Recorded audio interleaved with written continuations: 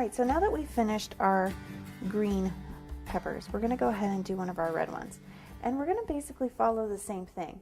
We're going to start with our kind of light green and a little bit of our ivy mixed in.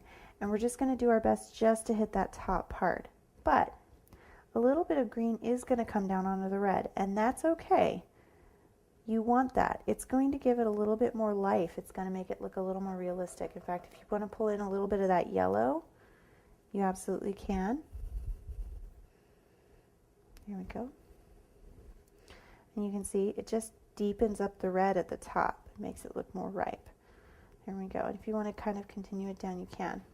Now on this one, because it's already red, this kind of poppy orange isn't really going to make as big of an impact. We can put a little bit of our orange on there just to kind of, you see how it highlights it, brightens it up a little bit. And I'm going to do that on one side, and then on the other side I'm going to grab some of my burgundy, a very small amount. A little bit of this is going to go a very long way. And I'm just going to hit this bottom tip, kind of like I did with the red on our green ones.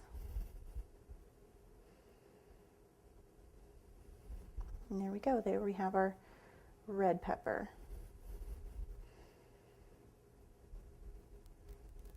Now, if you find you get too much, don't panic. Go back with your red, go back with your orange, and just blend it in. You'll get a little dark spot, but that's okay. Nothing's uniform in nature.